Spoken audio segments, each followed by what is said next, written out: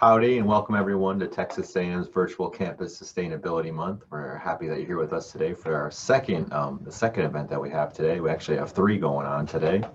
So before we get to, we're going to actually be learning about recycling from Carolyn Ask from the City of College Station. She's their environmental compliance and their recycling manager. So that should be a really interesting talk to kind of get that first-hand perspective of what it's like to run a recycling program for a city, and our local city, obviously, College Station. So that should be really interesting. Before we get to that, I just want to go over a couple of the ground rules that we have here for today. So first, just ask you please turn your view into side-by-side mode. It's the best way to view this presentation. There's a bar on the far right. You should be able to do that feature.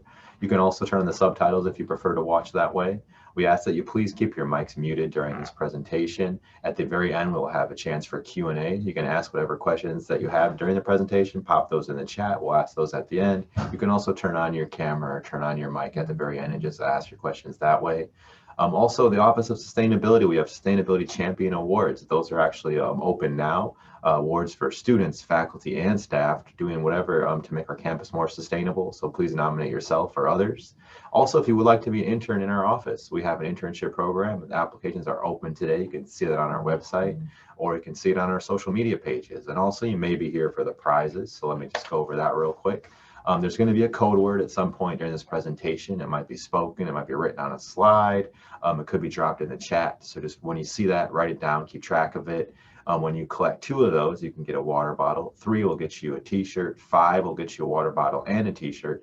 When you have all your code words collected, send it all in one email to sustainability@tamu.edu. You have all the way until November 9th to do that. And that is because you don't have to watch live. You can watch these recorded. They're all on our YouTube page after the fact. And also, you have to pick your prizes up on campus, unfortunately. So we are not able to ship those. And also, this is a new, but if this is your first time you've seen this slide, you actually can sign up for something called maroonbase, and you can earn points through that. It's through the School of Innovation by attending any of our events, even the past events. You can get points for that. So sign up for maroonbase. They do cash prizes. You can see here, 3 students win $500 each monthly, and top 3 students earn up to $2,000 for the semester. So a great way to earn some money for participating in events on campus. And with that, I'm going to stop my screen share, and Carolyn is going to take it away. So whenever you're ready, Carolyn.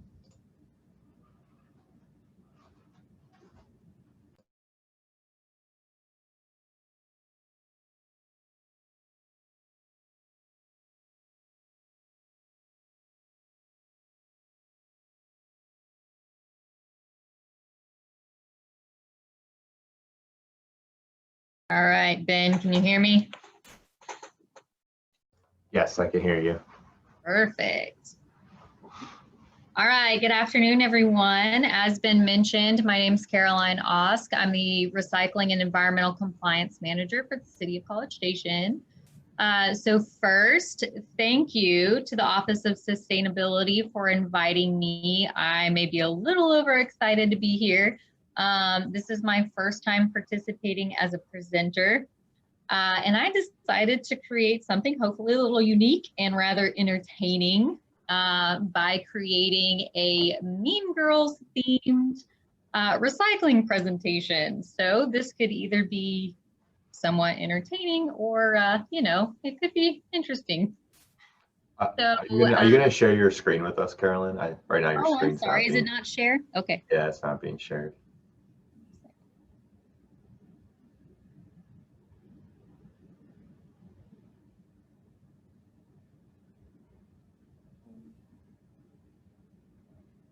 What is happening? Oh, this might be the reason. Okay, it should work now. I'm not sure. We had it figured out earlier. Here we go. All right, let's see. Yep. Better? Yep, you're good now. Perfect. All right, so when I was asked to participate, I'm a huge fan of TED-style conferences.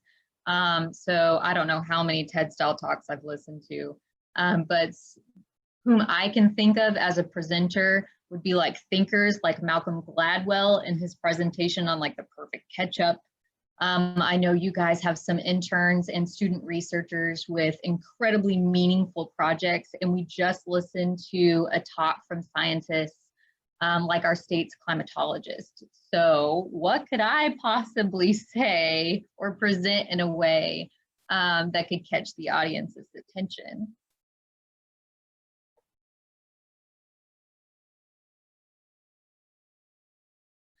And to kind of show you guys that I'm not a regular recycling manager, but a cool recycling manager.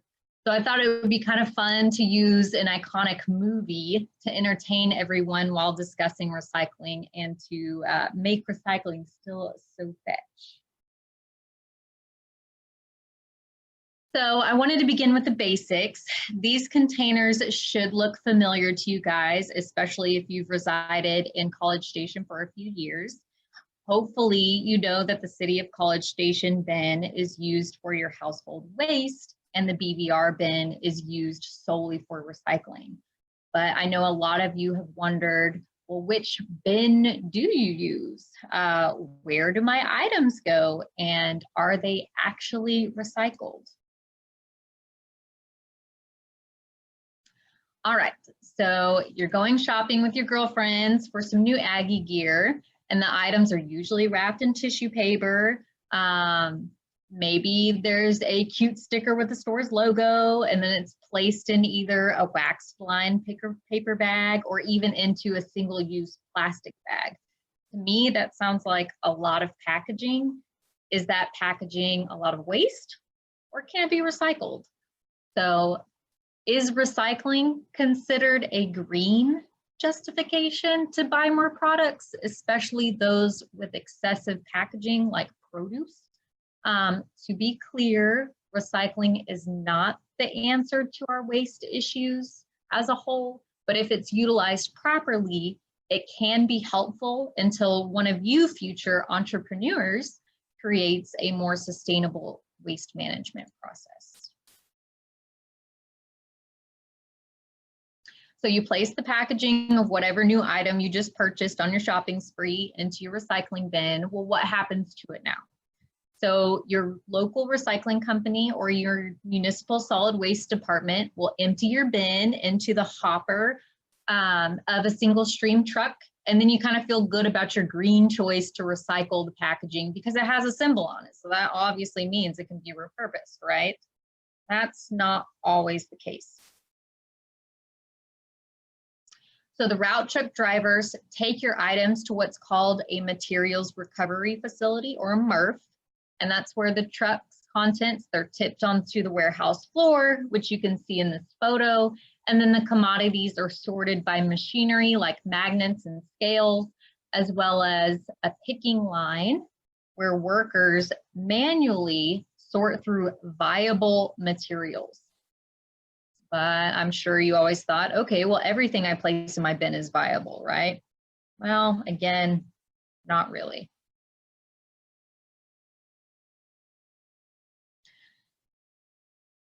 So the viable items are then crushed and flattened and stacked into cubes of plastic, cardboard, and aluminum for inspection by potential buyers. And yes, your recycling is bought and sold, and that means recycling companies need to sort and select the best quality items so that the buyers and manufacturers can actually reuse and repurpose what you've placed in your bins. This is textbook quality assurance as well as supply and demand. So the value of those cubes that you're seeing on your screen right now have to be higher than the cost to transport, sort, and repurpose them versus buying new raw material.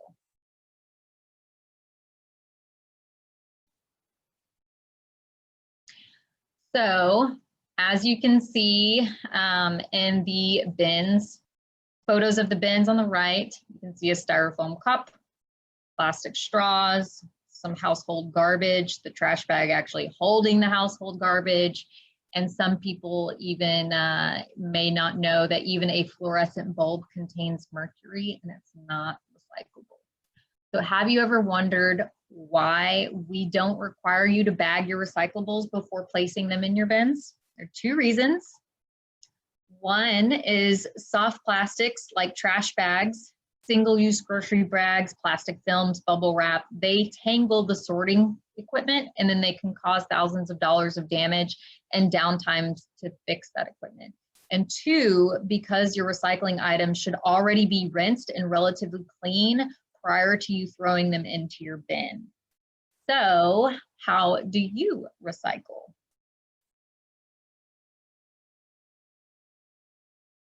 If you've ever seen these symbols before, I'm sure that you've assumed these symbols on packaging means that it's recyclable. Well, not always.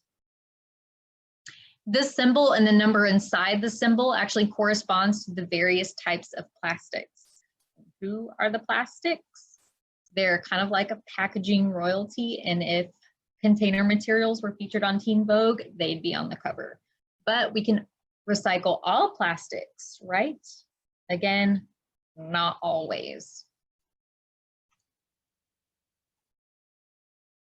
So our local facility, sorting facility, only accepts types 1 and types 2 plastics. That means we'll take your water and your sports drink bottles, produce containers that are called clamshells. We'll take all of your milk jugs, and then cleaning solution containers. But that means we cannot take types 3 through 7 plastics. They cannot be recycled through our single stream program.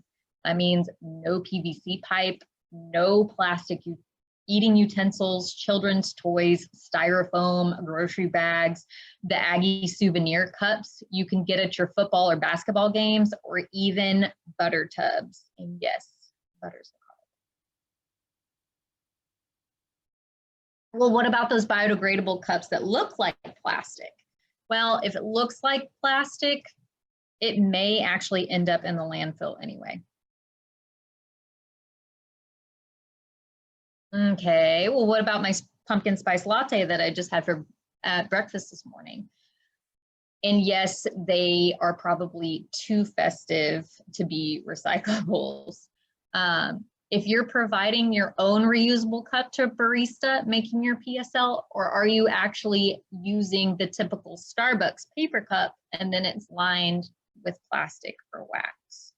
Because she doesn't even go here. She can't be recycled.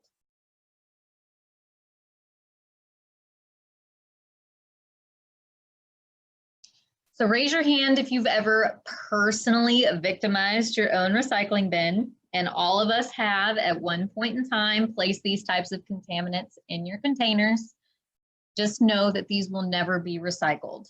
So we've got greasy pizza boxes, styrofoam, rechargeable lithium-ion batteries, which actually cause small fires at our sorting facility, so we don't want those.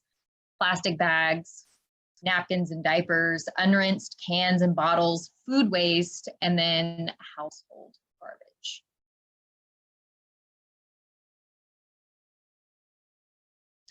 These are our current fiscal year 2020 statistics on our total municipal solid waste diversion rates, as well as our recycling stream contamination. So from October 2019 to September 30th of this year, we had an average of 27% of our total municipal solid waste diverted from the landfill to our sorting facility. And this includes both residential and commercial entities, as well as clean green waste like your yard clippings and tree branches that we were able to turn into mulch, while we simultaneously had a 35% contamination rate, which means entities or residents placed non-viable items into the recycling stream. And to give you guys some context, the city's solid waste division transported a little under 90,000 tons of waste this past fiscal year, and we were only able to recycle over 24,000 tons. So as a cool recycling manager, I really want to lose 3 pounds. And so I would really like if we can lose about 3 tons of contamination or more per month from our recycling stream.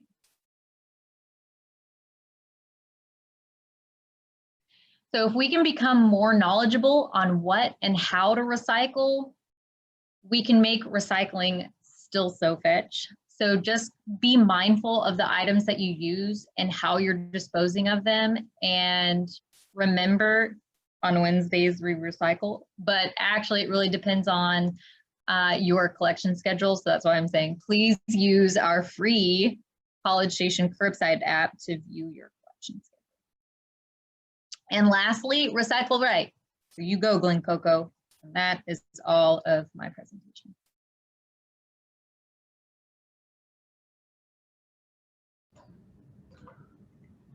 All right, great. Thank you, Carolyn. That was really interesting insight into what's happening in College Station, the world of College Station recycling. So if anyone has any questions, you can pop those in the chat. I know one person said that, wow, they didn't realize that. And I think that was in reference to I guess, what is able to be recycled with the plastics 1 through 7. So I actually do have a question about that. I know in the past, not that long ago, we could accept 1 through 7 at the Brazos Valley Recycling. Do you know when that changed? I don't know when that changed. I know we've had multiple conferences with the BVR folks, and 1s and 2s are just, they have a better market for our area. For example, I've asked about styrofoam and a couple other items as well, including a mass compost program. I know for styrofoam, they just don't have the infrastructure to be able to sort out styrofoam. It explodes whenever a larger commodity or say like a bucket hits it, and of course it goes all over the place. So it's hard to keep that material intact. The other issues with styrofoam is that the reprocessing process is extremely difficult, and we also don't have, we're kind of in between markets. So we're kind of far away from Austin, and we're kind of far away from Houston, and it's not, we don't make enough money to be able to transport it and then repurpose it for us to have that market here. So we don't do anything with styrofoam. And really 3 through 7 in general, they really just pick out the 1s and 2s. Okay, all right, thank you for that. And then we do have I think this is more of a comment than a question in the chat, but they're saying in regards to like plastic film recycling, on campus, we do the Trex challenge. I'm not sure if you've heard about that, but we do collect. I haven't. Yeah, so we do collect plastic film at different locations on campus, and if you collect enough, it actually can turn it into a bench that's like made out of the plastic film. Oh, that's awesome to know. I know most of the entities around here, like Kroger, HEB, and Target, they have kiosks at the front of their stores, and they can accumulate enough of those low density plastics to actually have a way to make it viable for them to recycle it. I know that we just don't, because we don't have the sorting material or the sorting equipment to be able to take those out of the stream. So. And y'all are partner with Brazos Valley Recycling, is that correct? Yes, so they are our single stream contractor. We just renewed for another 5-year contract. Okay. And the monthly residential price just went down.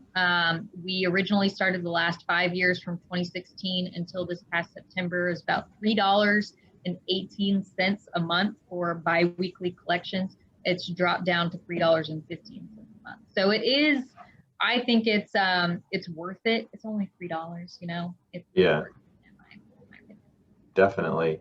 And thinking about that, I know that you have single stream recycling available at homes. Is there any plans for that to expand into like apartment complexes? I know some complexes have contracts with BVR. Yes, so we've looked at, we did a pilot project on a couple apartment complexes in the past.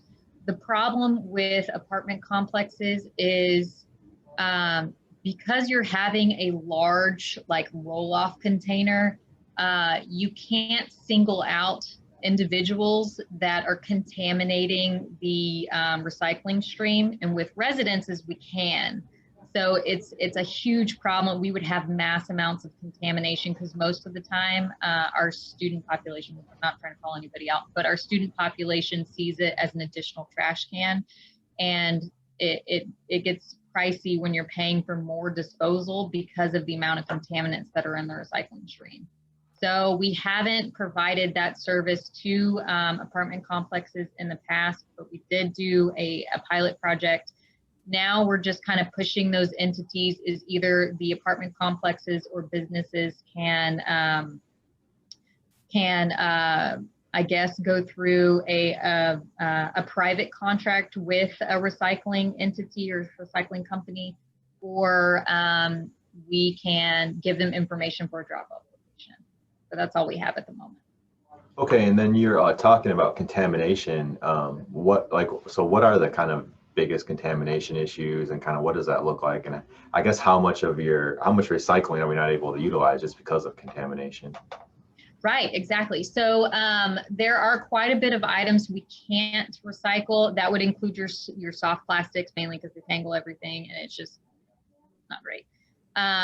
Household trash. I can tell you, I'm at the sorting facility on the tipping floor probably once every 2 weeks, and it's amazing the amount of trash that is in the recycling stream that they have to pick through. Our contamination rate for this year, I want to say the average was, I think I have it on my last slide, was 35%, I believe. So that means only 65% of what we placed in those roll-offs for commercial entities, or what we personally have placed in our residential recycling bins, were actually recycled. So contamination is a huge problem. That's what we're trying to combat with citizen engagement and education. Chatting with you guys today. It sounded like you're able to track people who contaminated the recycling. Is that true, based on that is their true? So most people don't know that there are camera systems on all of the route trucks. There are camera systems on both sides of the truck, as well as a camera inside the hopper. So when a route truck driver dumps the containers, we can see the items that are being dropped into the hopper, so we know if it's trash or if it's actually recyclable. Is that same technology on like the dump trucks, like the garbage trucks, as well as the recycling trucks? We just started the camera system for our solid waste trucks. It's not fleet-wide just yet, but it will be fleet-wide probably by the end of this fiscal year. Okay, very interesting. Yeah, I had no idea. So I guess if someone threw something out and they really needed to find it, there maybe is a way to be able to do that. Yes, actually, we had a service request, I want to say about 2 or 3 months back during move in, move out, and we had a lady ask if we could find their piccolo, which we couldn't find it, but we've utilized the camera system a couple of times, even helping like CSPD in investigation. It's pretty interesting. Yeah, sounds like it. So now I want to just switch track just a little bit, and I'm curious, how did you get into this field, into this recycling, field, into this career, I guess? I am actually not originally from like the waste industry. I graduated from A&M. I have a degree in bioenvironmental sciences. I actually wanted to go into remediation, but there's not a lot of remediation companies around this area. So I took a job as an environmental specialist over at A&M as well. They gave me such an opportunity in various aspects. And then I kind of fell into this position, and I love it, and it's great. And I enjoy the education portion and talking to people. And I don't know if people enjoy talking to me, but that's okay. All right, well, great. Yeah, well, we're happy to have you here in this role. And I guess I'm also wondering, we do possibly have students watching, and they may also watch the recording. Is there any, jobs or internships or anything like that that's available through the City of College Station, or with recycling in particular? So I know that you can go to cstx.gov to see any job openings that we have. My current student worker, I believe, is graduating in December. So she, I believe her last day will probably be the week before Thanksgiving when the semester ends. I know this year has been a little interesting because of COVID. So we may be able to refill that position next semester. So if anybody's interested in the recycling program or environmental compliance, because it's kind of a dual position, I could definitely use the help. So maybe end of January, look at our College Station webpage and see if something's available. Hopefully it'll be posted. So yes, I would love the help if anyone's interested. Okay, great. Yeah, awesome. I think, hopefully people will check that out and get some good applicants for that position if it opens up. And then I was wondering, obviously we're going through a pandemic, you just brought that up. How has that impacted the recycling industry? Yes, waste management and recycling has definitely been impacted by COVID. I will say we were not able to recycle the items that were placed out for the month of April because we, at that time with the CDC guidelines, we were unsure if our picking line employee, or not our, but BVR's picking line employees, if they were going through and sorting items, if COVID was viable on cardboard. If y'all remember back in those conversations from the CDC and what was being portrayed in the media on various items, we didn't know. So to keep those workers safe, we landfilled all of the recyclables from April. Luckily, that was only about 2 weeks of recycling, and then we restarted the first week of May. So we're back to full-on recycling now. As for waste management in general, our tonnages skyrocketed for everyone doing their DIY projects and cleaning out their homes. So we did see that on the solid waste side as well. So what did they find out about COVID and it collecting on cardboard or recyclables or things like that, and the risks of, I guess, being able to sort it at the facility? I don't know that we have been given any information if anyone has tested positive from COVID from just going through recyclables on the tipping floor. So I don't know that. I don't know that we've asked that question to BVR, but we can. Okay, yeah, I was just curious. If they're willing to give us any information, but yeah, we can ask. Okay, and then I guess I'm also like, do you see like, is recycling, like the industry itself, like, being impacted just with the market, not having a market to like, sell your products in? Do you see like the decline of recycling at all? Like kind of like, what do you think the outlook of is in the next 5-10 years? The market. Okay. So I know most of you know about how China has decided they're no longer going to take our recyclables or plastics, etc. Luckily, from what I know with our contractor, is the items that we separate out, or I guess BVR separates out, we still have buyers in those various markets, and they're mainly local buyers, actually mostly in the southern states, including us, Oklahoma, and Louisiana. And I know all of our paper products go, when they're sorted out, they are transported directly to the paper mills in which produce our paper around this area. So I think our markets are relatively stable for this area, but I'm not sure in terms of more international markets or around the country. I'd have to ask BVR. Okay, well, that's encouraging. Thank you for that. And then I guess I just had one final question. Do you see any future for composting here locally? I hope so. I know BVR has a composting program specifically with, oh gosh, what is y'all have the eateries around campus. They have the composting contract, yes, with Chartwells. I don't know that we can do a mass composting program with them. The last time I mentioned it with the BVR folks is the tonnages were too much to handle at the time. They didn't have the truck space to be able to transport those tonnages. So I don't know how we would be able to do that, but it is a good idea. And I'd love to see if any student has maybe decides on a project or something like that. I'd love to read it if they have any time for that. Okay, great. Well, thank you so much. Definitely appreciated this talk and learning more about what's happening kind of behind the scenes in the world of recycling. Great inside view on that. So I just want to quickly share my screen and just talk about what we have coming up next. We have something tonight, actually, 6 p.m. tonight. We're going to watch a documentary called The Story of Stuff. And it's actually a really interesting documentary that really looks at kind of like the life cycle of plastic. So really kind of dovetails nicely with what Carolyn just went over with us. Some of our interns are going to be leading that conversation. We'll just watch the documentary real quick. It's about 10 minutes and then have a discussion about that. So please join us 6 p.m. tonight.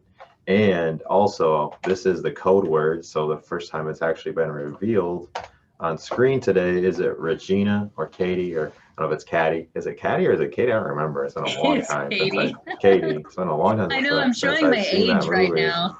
Yeah, I mean, that was like, I think I was in high school or something. I don't know. That was a while ago.